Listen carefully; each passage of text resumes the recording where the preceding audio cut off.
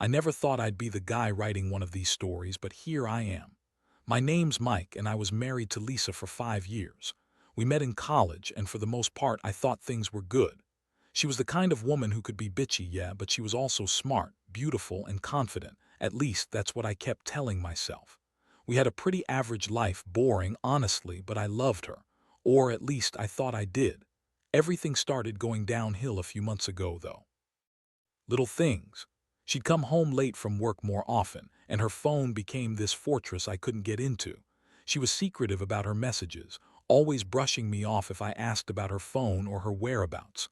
I'd catch her lying sometimes, little things like claiming she was at her friend's house when I knew she was somewhere else entirely. I told myself she was just stressed, maybe having an affair with her boss, but I didn't want to believe it. Still, the signs were there. Then one night, I found something that made my stomach drop. I was cleaning up after dinner, just doing some laundry, and I noticed her phone was lying face down on the table. I usually don't snoop, but I was just curious, you know. I picked it up and saw a notification pop up, something that said, "Can't wait to see you tonight, love you." It was from a number I didn't recognize. I froze. My heart started pounding.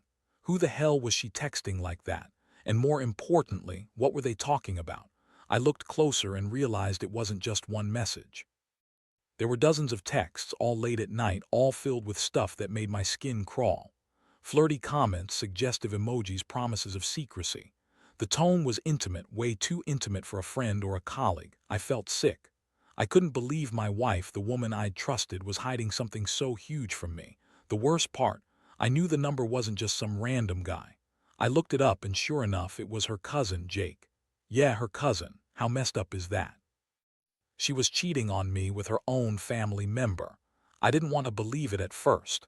Maybe I was reading too much into it. Maybe it was just playful banter. But then I remembered how she'd been acting lately, more distant, snippy, constantly on her phone, and the late-night calls she'd been sneaking around with. It all clicked into place.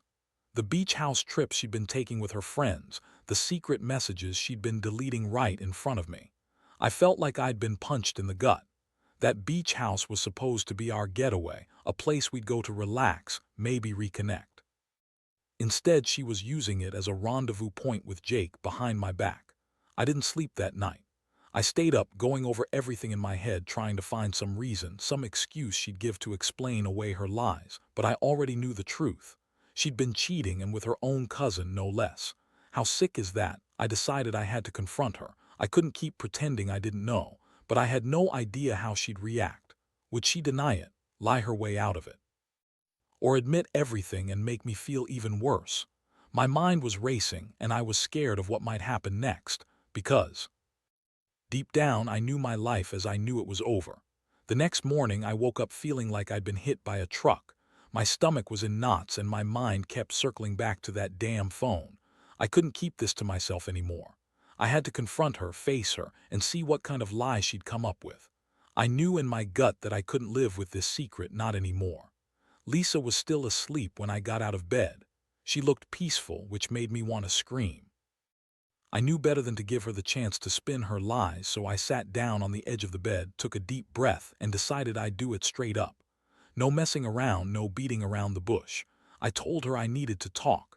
Her eyes fluttered open, and she looked at me with that bitchy smirk she always wore when she thought she was in control. "What's up, Mike? Did you forget something?" she asked, brushing her hair out of her face. I knew I had to be careful, but I couldn't hold back anymore. "I saw your phone last night," I said, voice trembling but firm. She blinked, that smirk disappearing for a split second, then quickly coming back. "What are you talking about? I don't know what you mean," she shot back, her tone defensive already.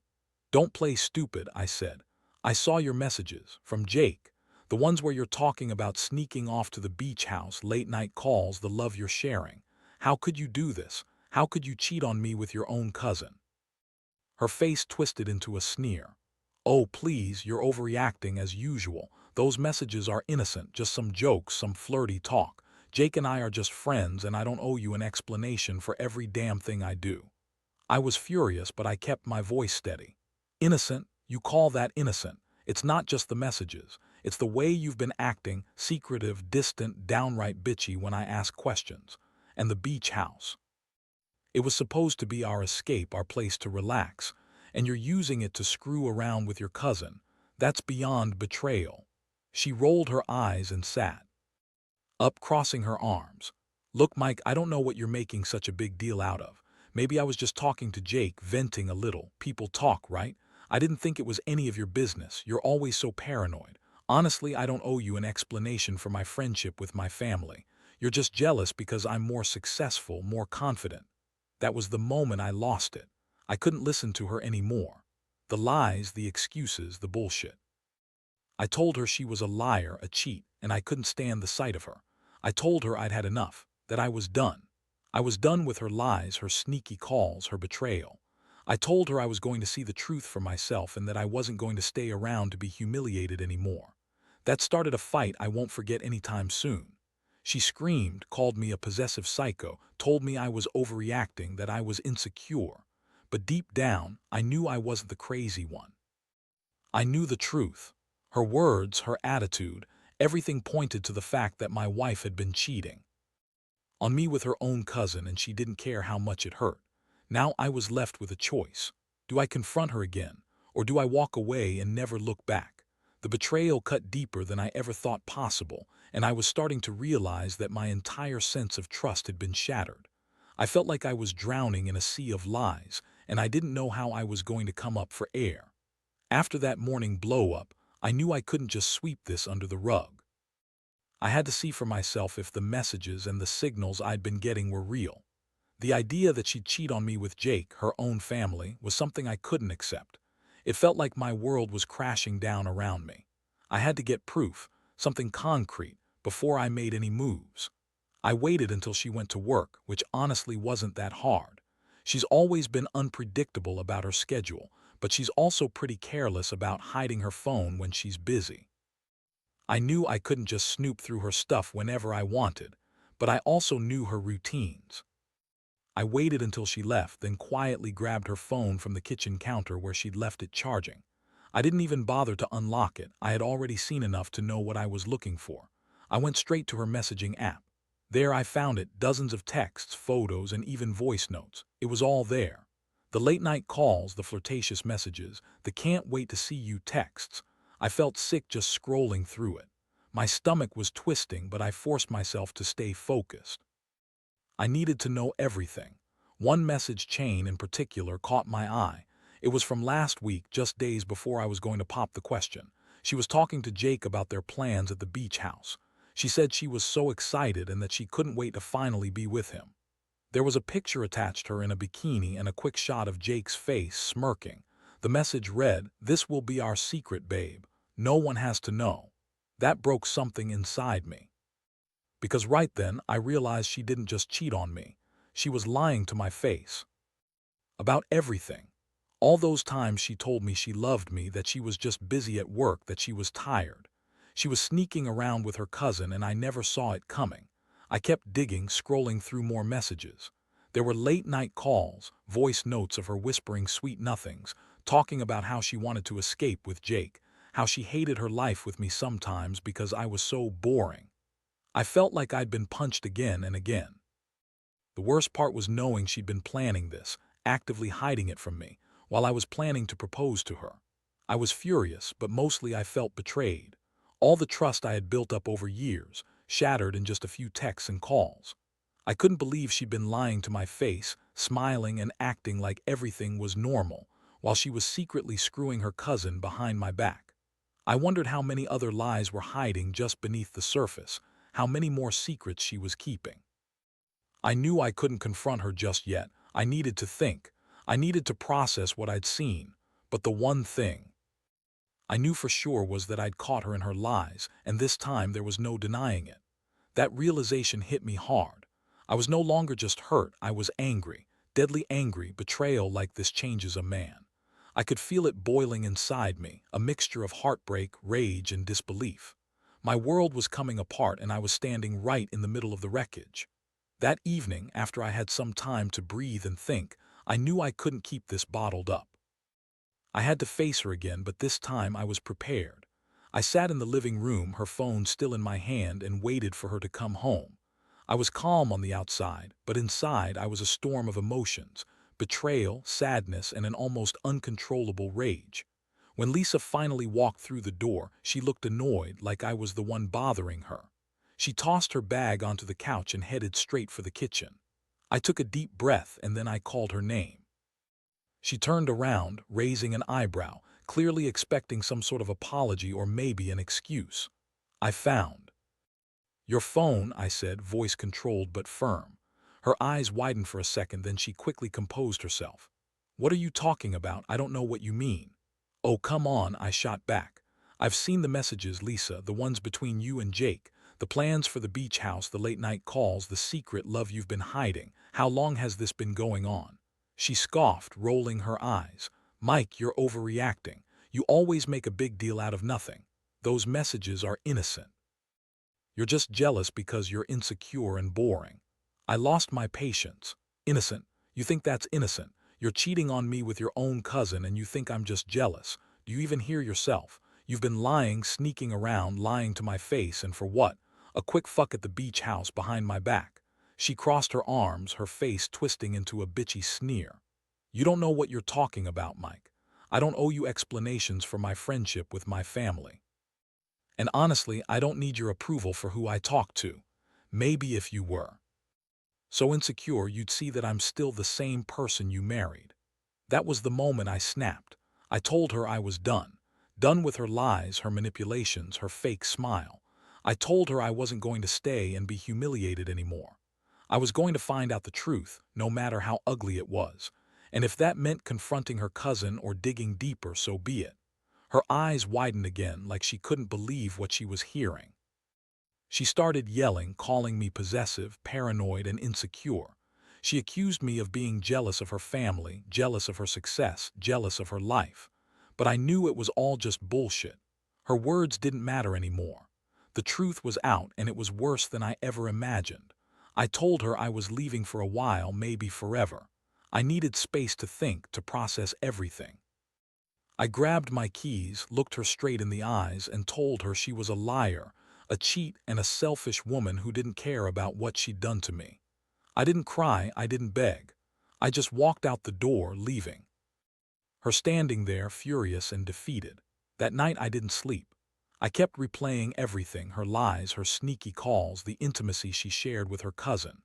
The pain was overwhelming, but I also felt a strange sense of clarity. I knew I couldn't stay with someone who had betrayed me so completely. I deserved better, even if part of me still loved her. But love wasn't enough. Trust was gone, and that meant everything was over. Over the next few days, I stayed away from the house, trying to clear my head. Every moment I wasn't working or trying to keep busy, I was thinking about what I'd found, what I'd lost. The betrayal burned deep, and I couldn't shake the feeling of being stabbed in the back by the woman I thought I knew. It was like my entire world had flipped upside down, and I was just trying to hold on. Honestly, I felt numb most of the time. I kept asking myself if I should try to fix things, if I should forgive her and move on. But deep down, I knew that trust was shattered beyond repair. The fact that she'd cheated with her own cousin, her family, made everything worse. It wasn't just an affair. It was a betrayal of everything I believed in. I kept thinking about that beach house, imagining her sneaking around, sharing secrets, and possibly even having sex with him there. That place was supposed to be our sanctuary, and instead, it became a symbol of her treachery. I also started to think about revenge. Not in some destructive way, but in a way that would make her feel the pain she'd caused me. I wanted her to realize the extent of her betrayal, to understand that I'd never look at her the same way again. I wanted her to feel guilty, to know that I finally saw her true face. That's when I decided I'd do something really to make her regret her actions. I knew her password to her phone, and I'd kept it from her as a kind of backup plan. I took it with me everywhere, planning my move. I wanted her to see that I was serious. If she thought I was just going to disappear, she was dead wrong. I wasn't going to let her get away with it so easily. One evening, I went back to the house just to pick up some clothes. She was there, sitting on the couch with that bitchy attitude. When she saw me, her face twisted into a glare. She tried to act like everything was normal, like she didn't have a care in the world, but I wasn't buying it. I told her I knew everything, the messages, the calls, the plan at the beach house. I told her I was done, that I was never going to forgive her. She looked at me, her eyes cold and dismissive. "You're crazy, Mike. You're just jealous because I'm better than you. You're pathetic and no one's going to believe you anyway."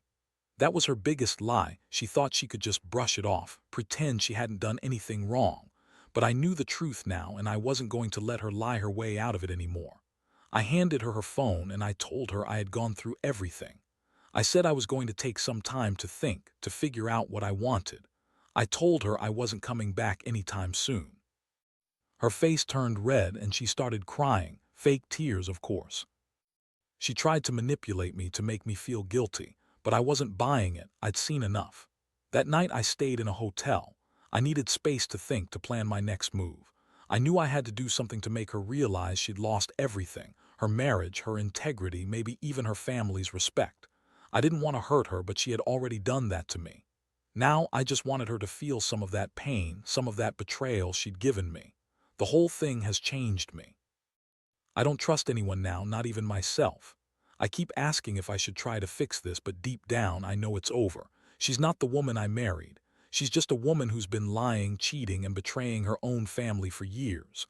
And the worst part, I loved her enough to hope she'd change, but she proved me wrong. Now I just have to figure out how to move on without her. And honestly, I'm not sure I can yet. In the days that followed, I made the final decision. I couldn't stay in a marriage built on lies, betrayal, and deception. The weight of it all was too much to carry anymore. I knew I had to get out, start the process of rebuilding my life from scratch. I didn't want to be that guy who stayed and tolerated her bullshit just out of fear or hope that she'd change. No, I deserved better, and I was going to find it. I packed up my things quietly, not wanting to ignite any more drama. I left her a letter, short, straightforward, telling her that I knew everything, that I was done, and that I no longer trusted her. I told her I hoped she'd get whatever she wanted out of her life, but I wasn't going to be part of it anymore. That was the end of us. Moving out was one of the hardest things I've ever done. It hurt more than I thought it would. The house, the memories, the future we'd planned, all gone in an instant. I spent the first few nights in a hotel, trying to sleep but unable to shake the feeling of emptiness. I kept thinking about all the times I'd been blind, all the signs I'd ignored, and how she'd lied straight to my face. Now I'm trying to pick up the pieces. It's not easy. There are days when I feel broken, days when I think about the beach house and what could have been. But I remind myself that I deserve honesty and respect, something she clearly wasn't capable of giving. I've started therapy, trying to understand how I got here and how to move forward without her. It's a slow process, but I'm determined. Looking back, I realize how much I overlooked. The little signs, the weird behavior, the secretive calls. I thought she was just stressed or maybe just busy. But it was all a cover-up, a mask for her real life, one I never saw until it was too late. I've learned that trust is fragile, and once broken, it's nearly impossible to repair. This whole experience has changed me. I'm more cautious now, but also more aware. I know that I won't tolerate betrayal again. And I know that, even though it hurts like hell, I will survive this. I will come out stronger, smarter, and more guarded. Because nobody, no matter how much you love them, should make you feel this much pain. And so I move on. I focus on myself now, on healing and rebuilding. I hope that someday I can find someone who truly cares, who's honest and loyal. But for now, I'm just grateful to be rid of the lies. I've learned that sometimes love isn't enough.